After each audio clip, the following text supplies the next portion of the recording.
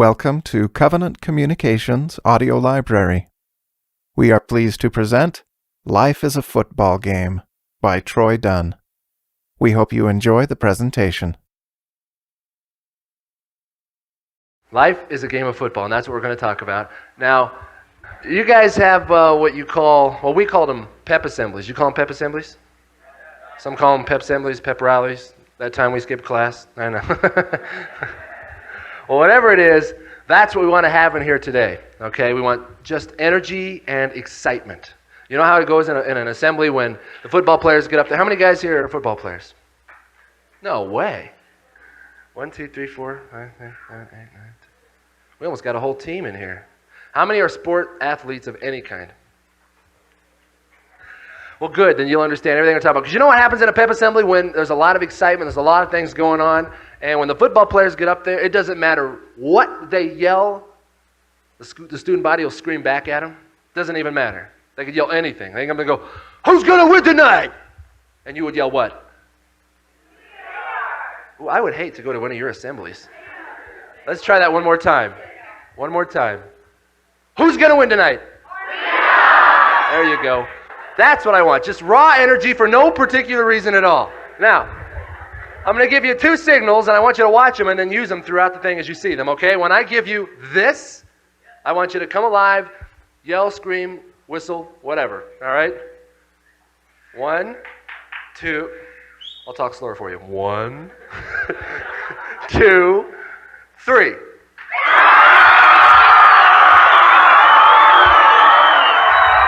Good. All right, now let's do just the opposite. I'm going to do this, and you can boo and hiss and whatever it is, all right? No profanity, don't throw anything at me. 1, 2, 3.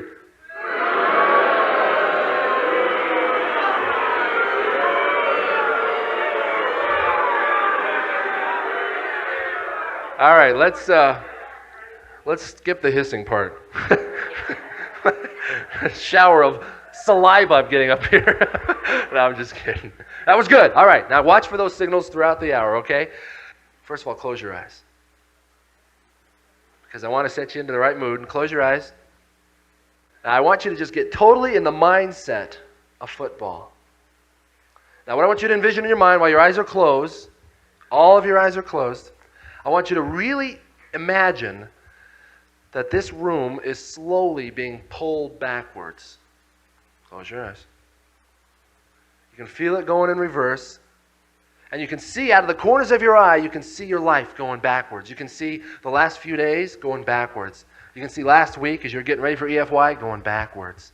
You can see the last few weeks ago when you were getting out of school backwards. Here comes Christmas vacation, backwards.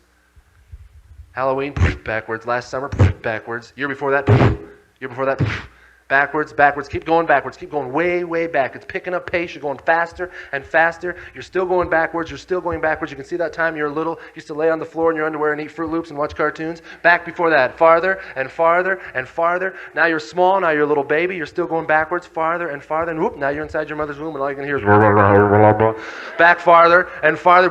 You're going up, back. You stop. Open your eyes. Where did we just land? Pre-existence. Very good. But, there's always a big but. But, we don't call it pre-existence. Because now you have to understand where you just landed in the pre-existence, that is the present time. Get in your mind, that's where we're at right now. So it's not the pre-existence, it's not pre-anything, it's the present day. So we don't call it pre-existence, we call it home. We're at home. And you've got to visualize it that it is home. It's a big, massive home. Hundreds and thousands of bedrooms with bunk beds and millions of bathrooms with the curling irons all plugged in. All the toilet lids are left up. It's just a big home. It's a family. That's home. That's where we live. And one of our most favorite pastimes at home was to go down into the living room where our Heavenly Father, but we didn't call him Heavenly Father because at the time we only had one Father. We didn't have an earthly Father, so we just called him Father. Just like you don't call your brother in the kitchen, he's just your brother. Right? So he's your Father.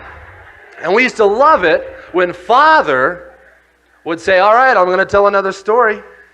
And we used to all come running down from all the bedrooms and the bathrooms and the hallways and come scampering down into the big eternal living room there and sit down. And he was sitting there, Father, in his big eternal recliner. And we used to love to listen to his stories because Father was a pro football player, former pro football player in the EFL, the Eternal Football League. And we just thought it was so great to listen to Father's stories, to hear him explain how he took on certain players and ran certain plays and got tackled and fumbled and ran and did this and did that and eventually won the game. We used to love to hear his stories. It was always just Father and us kids. Mother wasn't usually in there because, she's heard his stories for an eternity. And so he was just in there telling stories. One day, we're all up in the house doing our different things around the house, and we hear somebody come yelling down the hall, Father's going to tell a story, Father's going to tell a story.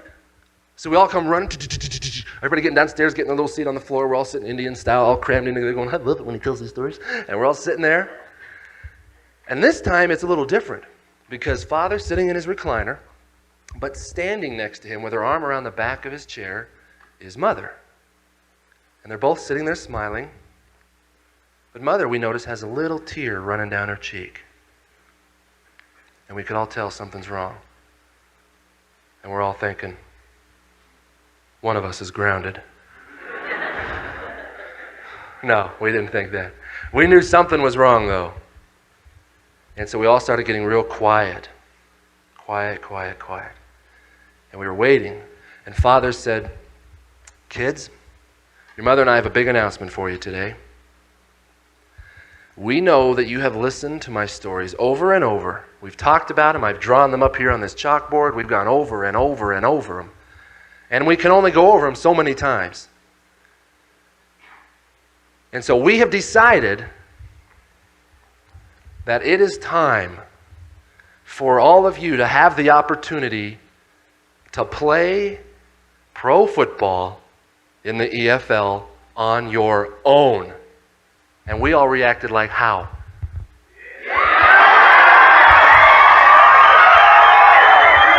We have been waiting for this for eons, eternities. We have been waiting for the opportunity for Father to finally say it's our turn to play in the big game. We were so... And he said, now, before we go any further, your mother and I want you to know that we love you very much. And that no matter what happens from this point forward, we will always love you and always have a place in our heart for each one of you. But it's impossible to play this game if we're not going to have two teams. So we need to select first a captain for the family team.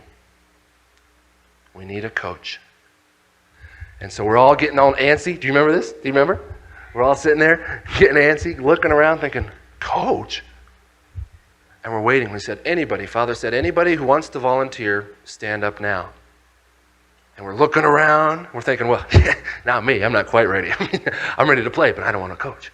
And over in the corner, one of our older brothers, Lucifer, we all called him Luce for short, stood up and he said, yo, Father, yo, man, I'll coach the team. Father said, all right. I want you to come down front here, stand in front of your brothers and sisters, and explain to them, if you were chosen to coach this team, how would you do it? And he says, yo, man, it's very simple. I tell you the rules of the game, and you play by the rules, or you die. Word.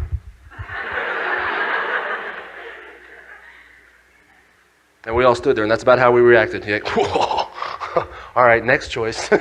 Who else is going to do this? And so Father said, all right, there's one opportunity. Anybody else? Does anybody else want to coach the family team? Remember this? And we're all going, come, somebody, please, somebody volunteer, get up there. And sure enough, our big brother stood up in the back. Jehovah. You remember him? Very big, strong, muscular guy, but very quiet. Very humble and modest, but a very good brother. He was the kind of guy that would help you if we broke a lamp and needed to glue it together real quick. He'd help you with your homework. He'd help you set the bunk bed back up after you were jumping and it fell through. He was a good big brother. Loved all of us. And he said, Father, I would love to coach the team. And Father said, all right, well, come down front, Jehovah. So he came down to the front and he said, face your brothers and sisters and explain to them, if you're selected to coach the family team, how would you do it? And he said, well, first of all, I think that if I was to coach this team, I think the best way to show them how to do it is actually for me to put on a uniform and play the game myself first. So that's what I'll do. I'll put on a uniform, I'll play the game for a while, show them how it's done. After I'm finished, I'll step back off to the sidelines, take off my uniform, and I'll write a playbook so that they have a playbook that they can follow when they're on the field. But other than that, I think they should be free to make their own decisions and play the game the way they really feel that they should play. And if they need help, they can come to the sidelines, and I'll be more than happy to help them. That's how I would coach the team. And how did we react?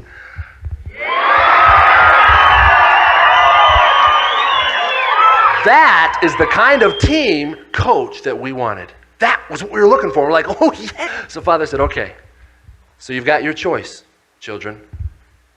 You've got Luz and Jehovah. Your mother and I love you. I would love to make this decision for you. But I'm going to allow each one of you right now, when I'm finished talking, to step to the side of the room of the coach that you want to lead the team. Go ahead, and we love you. And at that point, Father and Mother stepped back, and we all just started scampering around. It was kind of chaos for a few minutes. Everybody's jumping around and back and forth. Remember this? We're all over here going, all right! We're on the same team, man. All right, we're going to get them, man. I've been watching. I'm ready. And we turned around, and we were shocked. 1/3 of our brothers and sisters stepped over to the other side. 1/3. Not 1/3 of some stranger, some ghostly little mist. Brothers and sisters.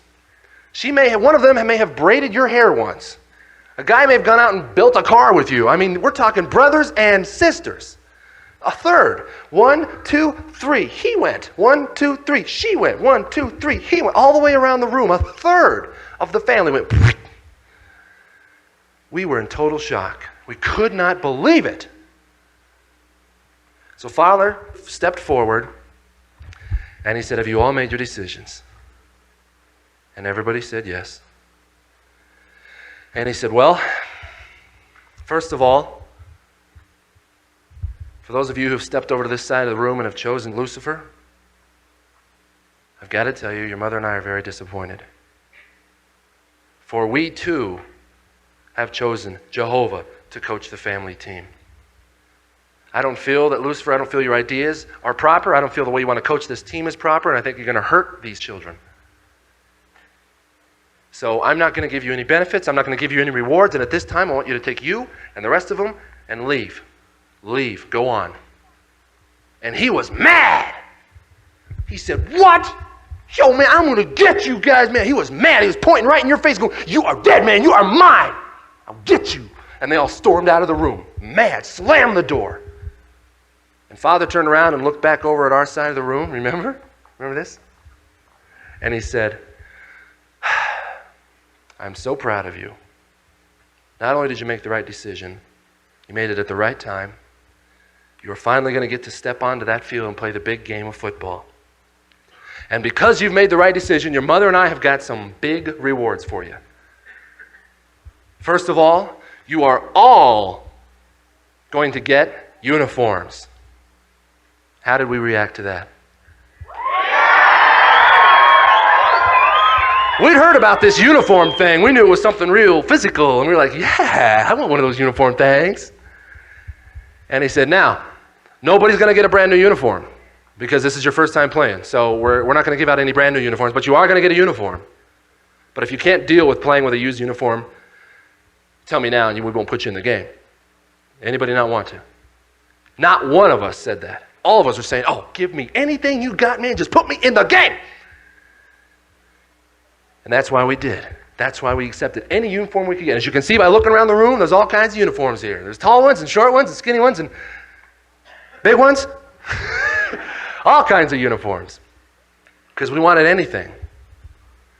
And you guys should be grateful for those uniforms because many of you may know brothers or sisters or friends who took uniforms that were even less workable than yours. The arms don't work, or the legs don't work, or the eyes don't work, or the ears don't work, or the brain doesn't work. And you've got a uniform that works. And you should be excited about it.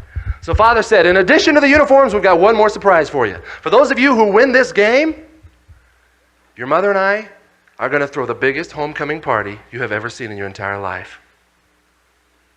Free mansions for everybody that comes back. How's that for a homecoming party? Here's the keys, it's yours. So we were excited. And he said, all right, so what we need to do now, your mother and I have built a wonderful locker room in the back of the house. I want you all to go into the locker room and wait. And when it's time for you to come onto the field, we'll call your name.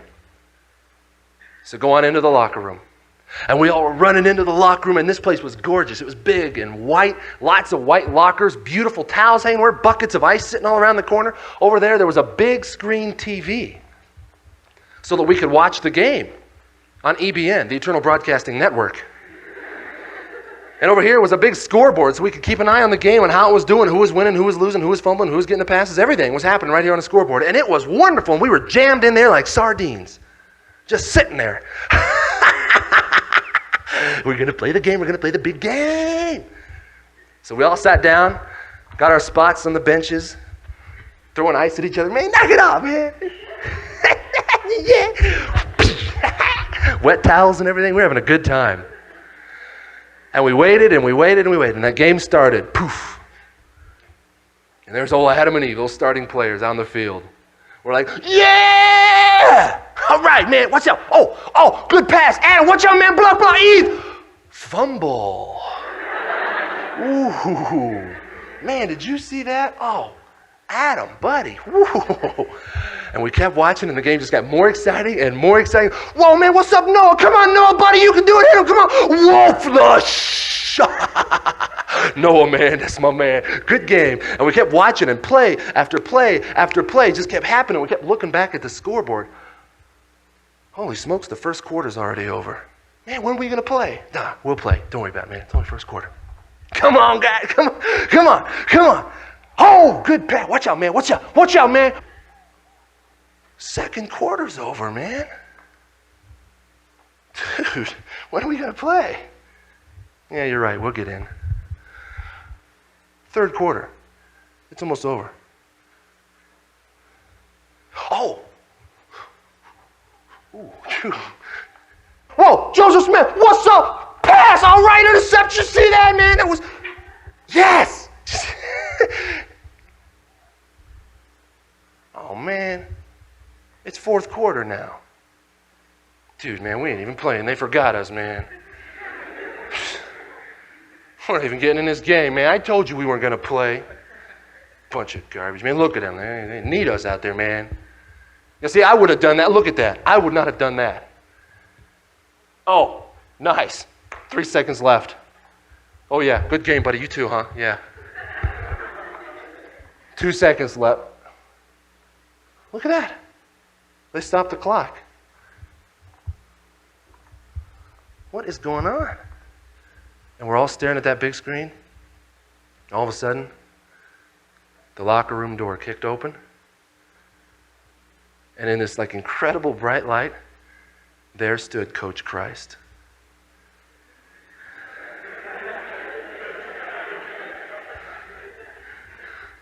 And he stepped into the locker room and he looked right at you and right at me. And he said, "Let's go. You're in." Remember that? We're like, ah! I told you we were going to play, man. I told you. What's up? We're in. And we get over there and we're all excited. And he says, "Come over here. Come here. You're in. Let's go." He pulls us in there and he gets his arm around us. Remember this? Remember? And we're standing. He goes, "All right, relax." We're like, man, I've been watching. I know the plays. I know the players. I know what's going on. I memorized everything, man. You put me in, I'm going to destroy them. He said, "Calm down. You're a little hyper. Now relax. Just relax. In just a minute, you're going to step through this door and you're going to get your uniform. You're going to start playing. But first, got to tell you a couple of things that have been going on. Get you ready." I said, "All right, man. You remember this?" Remember, like, "All right, do anything, man. I don't care. Do anything you want. Just put me in the game." He said, "All right, well, we're going to have to give you kind of a handicap to kind of make it even, because obviously, as you know, we've got uniforms, the homecoming party, the whole bit. Lose first team doesn't have anything. So we're going to try to make it even. No, man, that's all right. Do anything you want. Just put me in the game, man. Put me in. He said, fine, we're going to take away your memory. I said, hey. You're going to what? I'm sorry. I thought you said you're going to take away my memory. What did you really say? That's what I said. We're going to take away your memory. Uh-huh. Okay, now, wait, now, my memory? Yes. Now, okay, no, wait. You say memory, you mean like, will I remember my bedroom? Nope. Will I remember mom and dad? Nope. Will I remember the plays? Nope. Will I remember the players? Nope. Oh, good plan. This is good. This is good. He said, now just relax. We do have a plan here. Well, man, I hope so. You can't send me in this game not knowing who I'm playing with, what play I'm running, who's on the team, the home, mom and dad. I can't remember nothing. Nope. He said, relax. We've got a plan. Well, all right, man, tell me. He said, okay, here's what's going to happen. You're going to step through this door. You're going to get your uniform. The minute you get there, there are going to be 2 senior football players waiting for you. They've been in the game a while. They know some of the plays. They know some of the trick players. And they're going to walk you through it until you're big enough to play on your own. Okay, man, now wait a minute. Let me get this straight. I'm going to step through, and there are going to be 2 senior football players. You promise, right? They'll be there, right? They'll be there. Believe me, they're waiting for you. Okay. All right. You promise. I promise, man. I love you. Okay. Okay, put me in. Okay, I'm ready. Put me in. And he said, all right. Step through. Remember this part? And we step through. And I'm here to tell you, brothers and sisters, the next time that you hear a newborn baby scream, it's not because it's cold. That's some dude getting his uniform.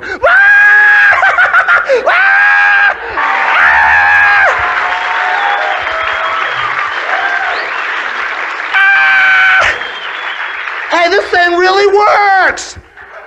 Look at these 2 people. They can't understand me because I'm speaking in tongues. And there we were, on the field, in the game. But this is like any other sport. You got to start out practicing before you can play. And in life's game of football, in the EFL, we do the same thing. We practice before we play. And so for those first 8 years of your life, it's practice. Doesn't go up on the scoreboard. You can fumble. You can crayon on your little sister's head. You can do whatever it is. You will not be showing up on the scoreboard until you're 8 years old. And then at the ripe old age of 8 years old, you become a rookie in the EFL. A rookie. 8 years old. Can you even comprehend that? Can you comprehend 8 years old as a rookie in a pro game? It's tough for me to imagine. Can you visualize right here in front of me, there's a big screen TV, all right? Big screen. And on the screen is a football game just getting ready to begin. And it's 2 rival teams, all right? It's BYU and Utah State. And the game's getting ready to begin. And there's the announcer, and he's bringing on all the players, one at a time. You know how they do that, right? At left tackle, 255 pounds, Bubba Schmidt. And they come marching out. Great guard, 1,224 pounds. And they keep bringing them out, left and right. Then they go to the other team. Utah State, 4,000. Wait a minute, that's the cheerleaders. Let me start again. Just kidding. 455 pounds, and they keep marching these guys out one at a time. And then you're sitting there and you're watching, and here comes this little kid off onto the field. Weighing in at 91 pounds, 4 foot nothing, little Timmy. And out comes this little kid just walking. He's got this long jersey and this big old helmet. It's like covering his shoulders. And he comes walking out, and you're watching this on TV, right? And you're thinking, oh, well, this must be like some sort of a little halftime funny show or something. So you're watching. This little Timmy comes walking out there, gets right in the huddle. And you're thinking, oh, this is kind of funny, but how long are they going to carry on this joke? All those guys are down in the huddle, calling the play. They break the huddle, go up to the line of scrimmage. Little Timmy's up on the line of scrimmage. You're thinking, whoa, whoa, whoa, whoa. I mean, this is funny, but enough's enough. There's little Timmy down in his little stance, looking right at the shins of this guy. And this guy has got like, I killed my mother tattooed on his forehead. This guy's looking over at Timmy going, I'm gonna eat you and your whole family. Little Timmy's just standing there. And you're thinking, wait a minute, enough's enough. And no, they snap the ball. Down, say, hup. That big man comes right across over Timmy. Keeps right on going. Little Timmy gets up. Goes back to the huddle, and you're going, whoa, whoa, whoa, this isn't funny. They run another play. Little Timmy's back on the line. Down, say it, hup. Another play. Poor little Timmy's getting up, and he's straggling around. His mom's in the stand going, ah! And you're thinking, this isn't even funny. What are they doing to him? He's just a little kid. What are they doing? Putting him on the front line against the biggest guys the other team has. He needs help. And yet, unfortunately, in life's game of football, we send our rookies out, and a lot of our rookies, some of you in this room, think you're big enough and bad enough and tough enough to take on the strongest players that Lucifer has, head-to-head, one-on-one. Whether it's that big linebacker morality or their tight end, Mr. Party Animal, whatever it is, you seem to think that you're man enough, big enough, woman enough to take on the star players head-to-head. And you can turn on the TV any night of the week in most parts of the country, and on the news or in the paper, you'll find that somewhere there is a rookie who has been beat into that ground and beat into the ground and beat into the ground and finally just says, I'm turning in my uniform. I can't take it anymore. That's what the pros want to do. They want to crush the rookies, because if you can crush a rookie, he'll never become a pro, a full-fledged pro. So that's one less person to worry about down the road. And you're rookies. And so naturally, they're out looking for you, and they're out to stomp you. And so we have to build you into strong rookies. Tough. So what have we done? In life's game of football, we've put weight rooms all around the world that open up every Sunday so that you can work out and get strong and get tough and get faster. And we've provided custom weights for you to lift. Book of Mormon, Holy Bible, Doctrine and Covenants. Weights that you can lift every single day to get stronger and tougher and faster so that someday you can keep up with the big guys. There was something I used to hate incredibly my freshman year of college football. When we'd be out running practice, at the end of practice, we'd always have to run a few sprints before we ended or a few laps around the field. We'd all come back, find the coach would blow his whistle. All right, everybody come on in, which meant practice was over. So we're all running into our big huddle and get, he's going, all right, man, it's a good practice, you guys. Hit the showers. Except you freshmen stay here. Hey, say, I want you guys to take 2 more laps. And we were like so mad. Running around that field. I hate him, man. He get his fat buns out here and run, man. We couldn't understand why he would do this to us. But we learned later it was because as freshmen, we weren't in the kind of shape that the sophomores, juniors, and seniors were. And if we're going to play on the same field as them, in the same game as them, we'd better get tougher and stronger and faster. And we do the same thing for the rookies in our game, in life's game of football. Because we make it available so that you guys can work out and practice every morning, Monday through Friday. Some of you in Utah, it's part of your school day. Seminary. Well, isn't that special? Because as rookies, you've got to get tougher and stronger and faster. And if you knew, do you remember this? Do you remember when we left the locker room, when it was almost 2 seconds left in the game and we got called into the game and we came walking onto the field? Do you remember when we left? The room was empty. There were towels dripping down off the ceiling and melted ice on the floor, holes in the wall. I mean, we'd had a heyday in that locker room waiting to come on the field. But over in the corner, huddled just below the big screen TV was a small group of people. Who were they? Louder. Your kids, your sons and daughters. They're still in the locker room. They're still watching the big screen TV. What are they seeing? How are they reacting? Is there some guy sitting next to your son going, oh man, check it out, man, that's my dad? Or is there some guy leaning over to your son going, dude, is that your mother?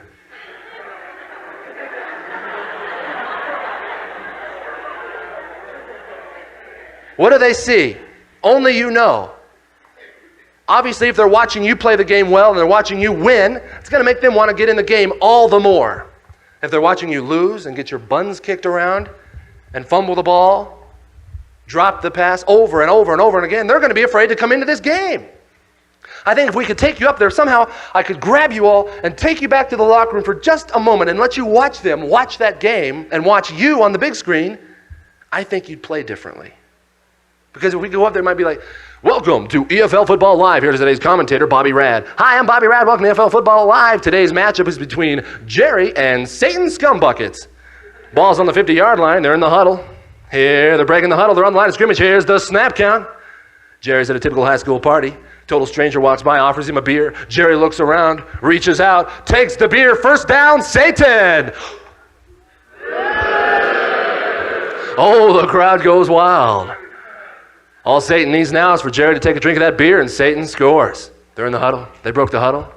They're on the line of scrimmage. Here's the snap count. Jerry's got the beer in his hand. He's looking around. He's bringing the beer up closer. He's reaching it up. He's tipping it back. Wait! Jerry hands it back, says, I don't drink. Interception!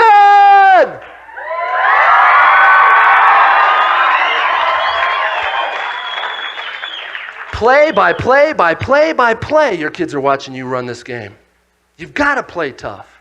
Because then what happens, when you finish being a rookie at the ripe old age of 18 years old and become a full-fledged adult, shortly after that, we have to ask you to help us start building this team bigger. In any sport, whatever sport you're in, if you wanted to get more good players on your team, how do you go about doing that? Recruit. Do you think in life's game of football we've got recruiters? Absolutely. Do you think Luce has got recruiters? Absolutely. I was very, very lucky my junior year of high school because that was, without a doubt, my best year of football. And I was a fullback, which if you don't understand football, it doesn't matter, it's just a guy. And behind me was the tailback. Our tailback was Lydell Carr, who was an All-American. Leading rusher after he left high school, went to Oklahoma University, was the leading rusher for 4 years straight, now plays professional football. And I was on the same high school team as this guy, and I was honored because I was the fullback. Of course, I was a big fullback, so I didn't get to carry the ball a bunch. I was the blocker. But every time I would block a guy down, Lydell would shoot down the side, take a touchdown. And he looked awesome. And every college in the country was trying to recruit him and get him to sign a letter of intent to play ball. And so those coaches would be in the room watching their films going, look at that Lydell Carr, whoo, to the right, whoo, to the left, whoo, up the middle, whoo, to the right, whoo, to the left. Hey, who's that big white guy there blocking for him? I don't know, it's Troy Dunn, it looks like. Well, get him too. And so I got real lucky to start getting a lot of recruiting off of him to be at the right place at the right time. And recruiting taught me an awful lot because they play with your head. They play with your mind in recruiting. Those of you who are going to be recruited anytime in the near future, we should sit down and talk. Because what happens, when I was there at least, the rules were you had to narrow it down to 5 schools that you could visit. That they would pay a trip for you to come see them. And so I narrowed it down to my 5 schools, got on my plane to my first trip, flew out to this university, which I won't name because of obvious reasons. Flew out to this university, nice flight out. They pick you right up at the airport, nice rented Lincoln Continental to drive you around, and they swoosh you off to this nice hotel. You get there, they unload all your stuff, swoosh you out there to go club hopping and party hopping, and they introduce you to people. And the first night, they take you out to this banquet, and where all the recruits are sitting around this big, long table. And there's the guy who's handing out, there's assistant coaches are walking down the table, and they're handing everybody an envelope.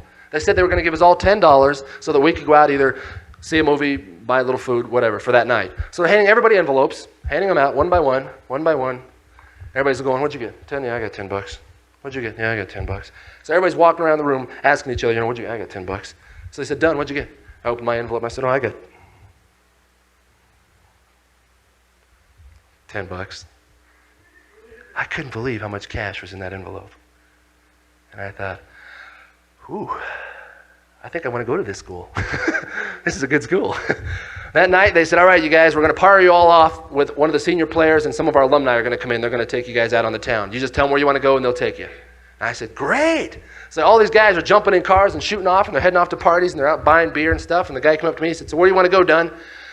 He goes, we can take you some parties over here. You want a good-looking babe? We can get you a babe, man. What do you want? Just tell us.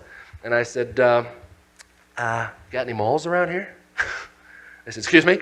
I said, yeah, I don't know. I just want to go to a mall. A mall. You want to go to a mall? Yeah.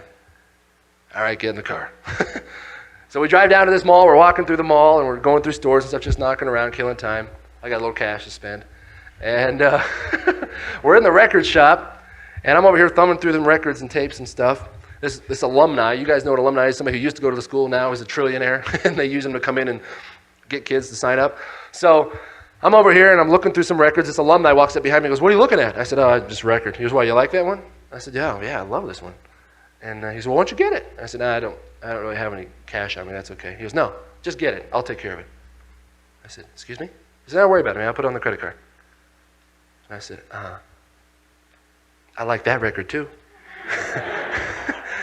He said, grab it. Come on, go to the front. We walk down to the front thing, lays him down on the register, pulls out his credit card. Ching, ching. And I went, ooh. We're walking down the hall. We're passing by a window, and he stops me. He goes, hey, you have a girlfriend, don't you? I said, yeah, I do. He said, wouldn't she look great in that leather coat? And I said, yeah, except I don't have any money. He said, don't worry about it. Ching, ching. And I said, I like this school. This is definitely where I want to go. Then before the weekend is over, at some point or another, they take you in to sit you down with the head coach, and you have a little interview with him. And he says, did you have a good weekend? Great. Want to play ball here? Good. Sign here. Or we'll be in touch, or whatever he decides to say to you. And I said, yeah, I liked it. I had a good time. He was great. He said, you want to play ball here? And I said, yeah. I said, but I do have a couple of questions. He said, hey, fire away, anything. And I said, well, how many games did you guys win last year? I couldn't find anything about your record. So, did you have a good time at that mall? Want to go back? And I said, no. Are there like some senior football players or somebody that I could talk to or somebody? Somebody that's been here all 4 years? Hey, man, was that alumni guy great or what, man? We love him. He's one of our best guys. And I said, This guy wouldn't answer my questions. He'd always dance around him. And I thought that was strange. I went on another recruiting trip the next weekend, same thing. All kinds of fun little gifts and stuff, but nobody would talk about football or the school or an education or anything. Then I took a recruiting trip to BYU. Still nice, still flew me up there, picked us up in a nice car, drove us up to some nice hotel. I didn't know what the name of it was. Put our stuff in there, immediately took us out to dinner, nice restaurant, ate nice places, took us out to a banquet. But then the first thing, I don't know if it was because he was leaving town that weekend or what, but the first thing before that weekend got on a roll, we had our meetings with the coach, Coach Lavelle Edwards. I was nervous. And they said, come on, Dunn, it's your turn. I stepped into the room, sat down, and he said, hello, Coach Edwards. I said, hi, I'm Troy Dunn. And he said, so, you want to play ball here? I said, yeah. What? Yes, sir. Well, we got a few rules and regulations here. And he started going down this list. How many hours of study hall? What kind of a grade point average we're going to keep? To remember that always, whether we were on the field, off the field, in town, out of town, we were always a Brigham Young University Cougar and to carry ourselves as such. And in return for that, there's all kinds of benefits. We get to travel, we're going to get to go a couple of bowl games, might get a nice ring on our finger, might be on a little bit of television, and I think we can get 25% off movie tickets. Ooh, tempt me, tempt me. And so I said, well, okay, I have a couple of questions, Coach. He said, fire away. I said, well, no. Exactly what was your record for the last couple of years? He said, let me tell you. He started pointing at these trophies and showing me these plaques and whipping out some film and showing me some newspaper clippings. And he said, you know what? Rather than letting me ramble on, let me get one of our seniors in here. He'll talk to you and I'll leave the room. So he brings the senior and said, well, you guys sit down and talk. Tell me anything you want to know. I'll leave the room because I know if I'm in the room, you're not going to give him the straight truth anyway. So I'll leave and you guys talk. And he left. And I was like, holy smokes. And the senior just went on and on and on about how much he loved the team and how much fun they had and what a family was. And yeah, sure, it's tough and practices are tough, but that's football. But if you're going to play anywhere and you're going to give that kind of effort, you should be here at BYU. And this guy was like, I was like, oh my gosh, I love this. It was totally different than the other recruiting trips, even though I didn't get all the offers and the gifts that everybody else kept throwing out in front of me. And I thought, holy smokes. And then it dawned on me, in life's game of football, same thing. Same. There are two teams fighting to get you on there. Our team, EFL, and Satan's team. Does Satan have tricks? You betcha. How does he want to recruit you? He's got some great recruiters out there. Bartles and James, thank you for your support. You should say, thank you for sending me to hell.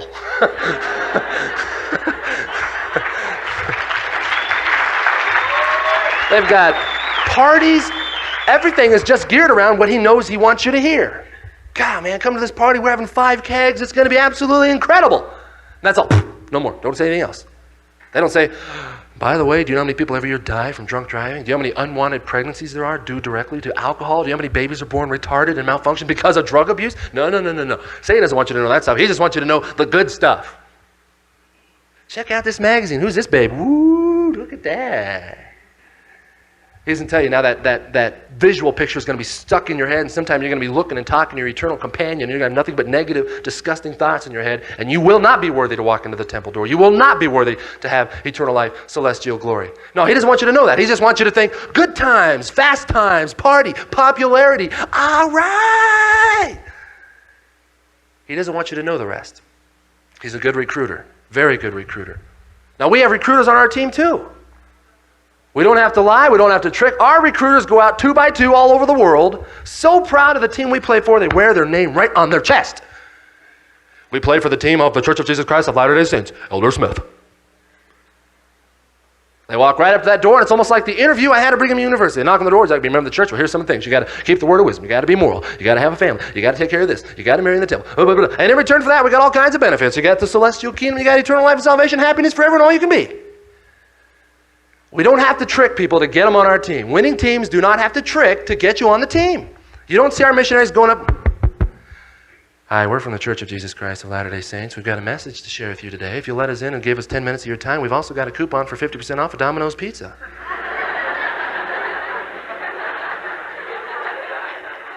Don't have to do that.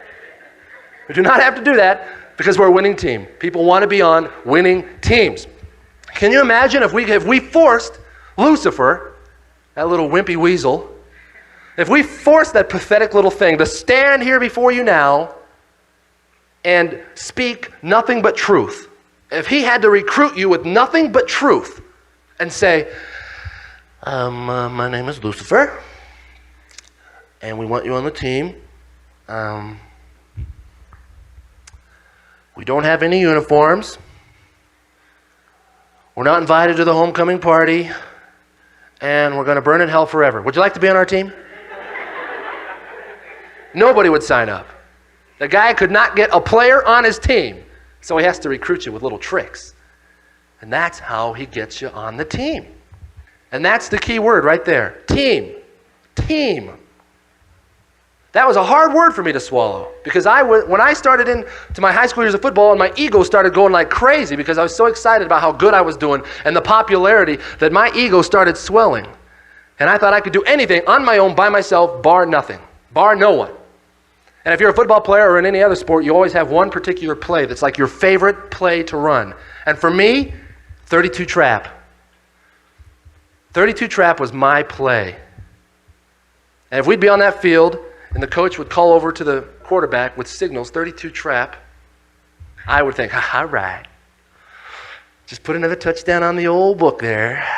It's my play. Because 32 trap, man, all I had to do was go right off between the guard and the tackle. They were going to do a lot of cross-blocking, but that's not important. And the quarterback was either going to give me the ball, depending on what this guy over here did, the tackle on the defense, or he was going to fake it to me and hand it to the tailback, and the tailback would shoot down the side. But either way, whether I was carrying the ball or blocking, it was my best play. And every time they said 32 trap, I knew, poof, touchdown. So it was a typical game, and we're in the huddle, standing there. You have to get a visual picture of where everybody's at, because right here is our offensive line, right? They're looking at you, facing you, right here. And this front row of people here would be the defensive line, looking back at us. And 32 trap is for me to shoot right there. And that's it, right there. Every time. So we're in the huddle.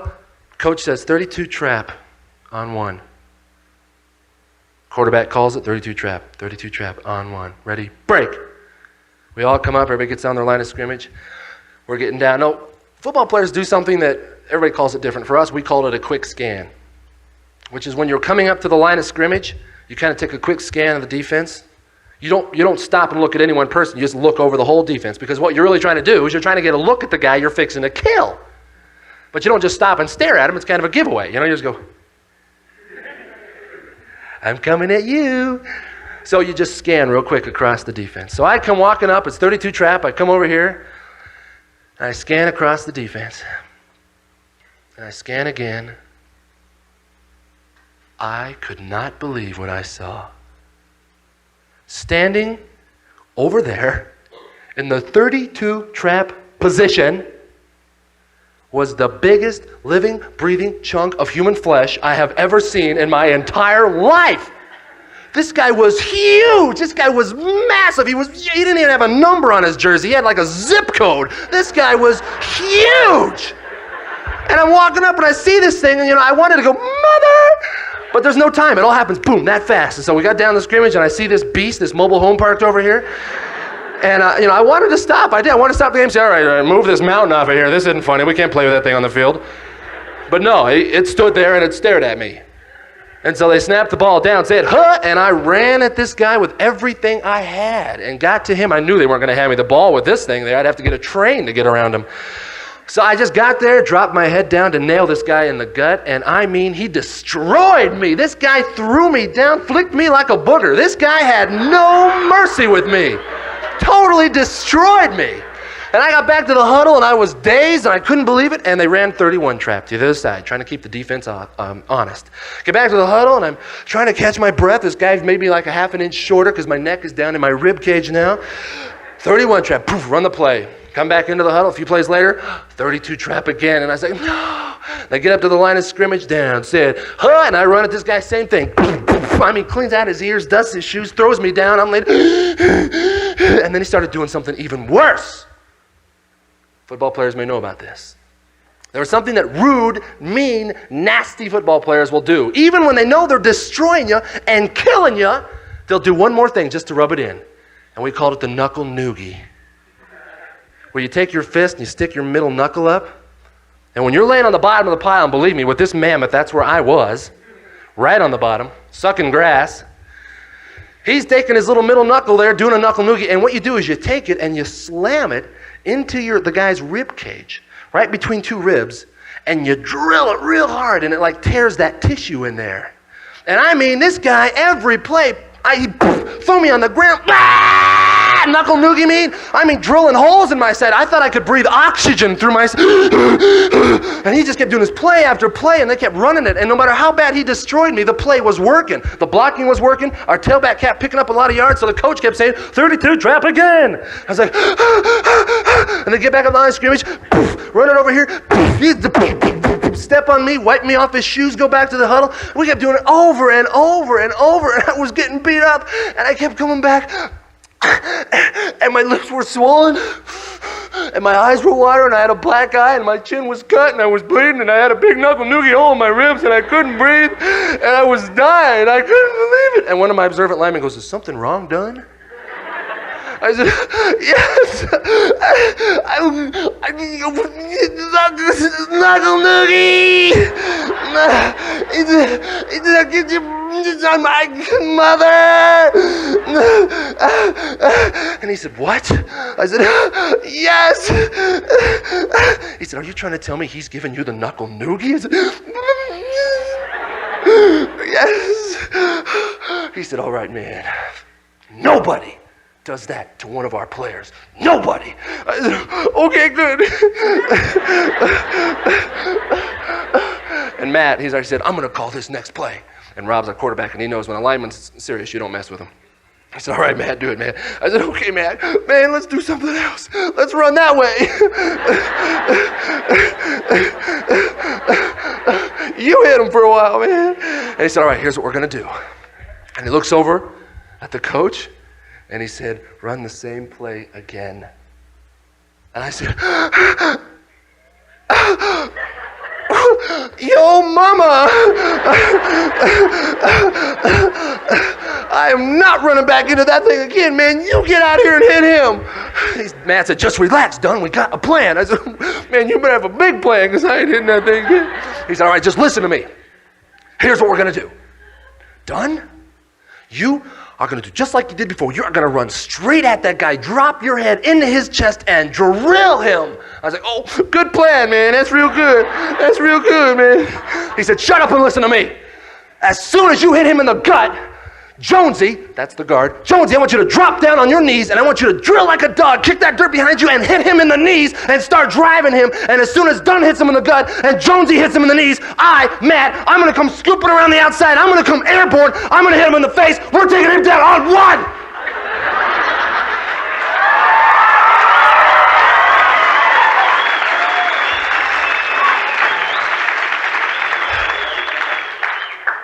You know, that kind of gave me a whole new attitude. I was like, okay, all right, let's do that. And I felt a whole lot better, man. I said, okay, man, you guys are going to be there, right? Yeah, man, we're going to be there. You just do your job. Said, okay. So he said, 32, trap on one, ready, break. And we came up to that line of scrimmage, and I got down, and I could see that thing over there pulsating. And I was thinking, you're gonna die. And they snapped the ball down, sit. And it was like everything went into slow motion right then. And I took off for this thing, and I could just see his fangs dripping.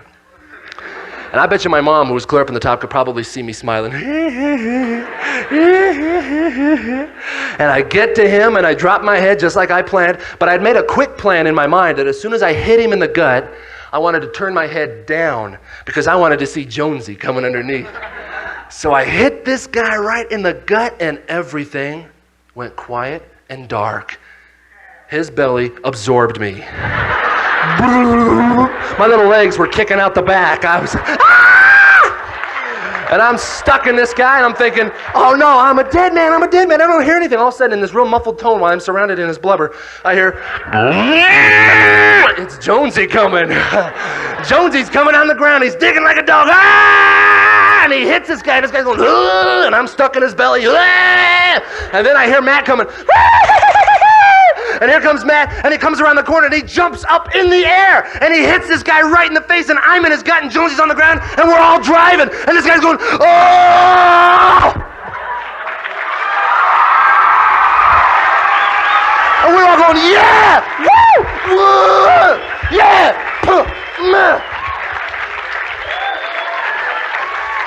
We took him down! I felt good. I said, run that play again. Man, I was excited. And for the first time, I understood what teamwork is all about. That it is a team. We're not a bunch of single individuals running around. We're a team. On the same team. Blocking for each other. And although all of you may be bad and in control and leaders and number one and everything else in your life, I guarantee you, whether it's today or tomorrow or the day you get home or next week or in this coming school year, you are going to come across another player in life's game of football that is bigger and tougher than you. Whether it's immorality or alcohol or peer pressure or stress or jealousy or whatever it is, something is going to come across your path that you cannot beat on your own. And I challenge you to get a hold of the other players on your team. You got some tough players blocking for you, your bishops and your stake presidents. And I know you're thinking, nah, my bishop, he's a big wimp. But I'm telling you, I challenge you, these bishops and these stake presidents and these parents are not on the other team, they're on your team. They're here to block for you. And if you're having a tough play that you cannot take, then that's time to call them in and say, man, you got to block for me. You guys all have friends. You're here with some of your friends. You're making new friends. If you have a friend that is getting beat up and getting thrown into the ground and getting knuckle-noogied by Satan, block for them. Say, man, here's what we're going to do. This is what we're going to do to beat them. This isn't just a game to play. This is a game we are in to play to win. We want to win this game. We want to get to the homecoming party, and we all want to be there. It is no fun, I'm telling you, to go to a party by yourself. You ever walked into a big room where it's empty and there's a bag of chips and some dip and a pop over there by yourself? Go, oh, good party. Yeah, me too. Thank you. You don't want to go to a party by yourself. You want to go with everybody you know. So don't just play on this team to win. Play on this team to win and to take the whole team with you. Block, be a recruiter, and play tough. There may not be, in reality, I don't know, there may not be a big screen TV. There may not be a locker room with a bunch of lockers up there. I'm not sure. But there are things that we've talked about today that are real. This game is a real fight. There really are two teams. We really have recruiters. We really will have an absolutely incredible homecoming party when it's over. And really, Mom and Dad are waiting. Mother and Father. And there really will be brand new uniforms when we get there. Nothing like what we're wearing today. Brand new ones. Flawless. If we can just win this game. I challenge you, brothers and sisters, to play to win. You are so lucky right now as you're sitting in EFY, you are sitting in timeout. This is timeout. You can take off your helmet and go, whoo, man. It's tough out there because you're sitting here with all your other teammates, relaxing. But I'm telling you, this is only Tuesday, but believe it or not, Friday will come, and this week will be over, and you'll be back home doing your life, all individual. This group will never, ever be together just like this again, ever, on this earth. This was a one-time deal for this exact group to be together. Make the best of it. But when this week is over, get home, strap on your helmet, and play tough. Play to win. Life is a game of football. And I want to see all of you at the homecoming party. And I say this in the name of Jesus Christ, amen. We hope you have enjoyed the presentation. Our authors and artists enjoy hearing from their listeners. You can write to them, care of Covenant Communications, P.O. Box 416, American Fork, Utah 84003, or by email at info@covenant-lds.com. To receive additional information on Covenant products, visit our website at www.covenant-lds.com.